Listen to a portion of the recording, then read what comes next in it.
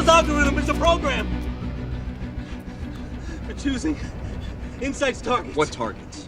You, a TV anchor in Cairo, the Undersecretary of Defense, a high school valedictorian in Iowa City, Bruce Banner, Stephen Strange, anyone who's a threat to Hydra. Hello. In the clip that I showed you, the movie Captain America: The Winter Soldier, it came in 2014. Now, if we consider the timeline of the events of the Winter Soldier to have happened before the events of Doctor Strange, there's a big question that how does Hydra or Shield, they know about Stephen Strange even before he's introduced in the MCU, or like even before he becomes the superhero. Okay, so now in this scene of the Infinity War, while you know Doctor Strange and Iron Man fight Thanos on Titan, um, we see that in the end of this fight, while Thanos is almost about to kill Iron Man, he gives um, then Doctor Strange here gives the Time Stone to Thanos in return of Thanos sparing Tony's life.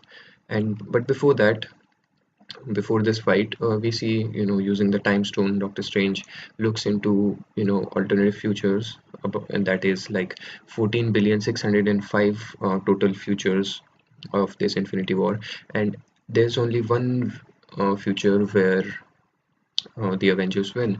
So, and while giving the time stone, he says to Tony that we're in the end game now.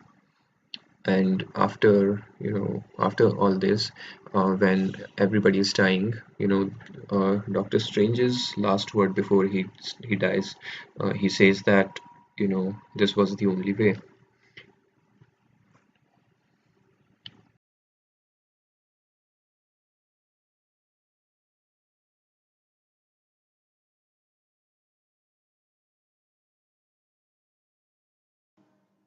Right. So my possible explanation for all of this is that since Captain Marvel will be coming in the next movie, we know that, and Doctor Strange sees all those futures, and so he knows that there's only one way Avengers are going to win is that by by the help of Captain Marvel, and so he knows Captain Marvel will be needed. So when he's using the time stone, he actually goes into the past, meets Nick Fury and tells him all about the coming war, and he explains him that Captain Marvel's help will be needed, and therefore it explains the fact that why Nick Fury was carrying that pager, which is such an old communication device in 21st century, and also it explains the fact that why Nick Fury started the Avengers Initiative, because he knew all along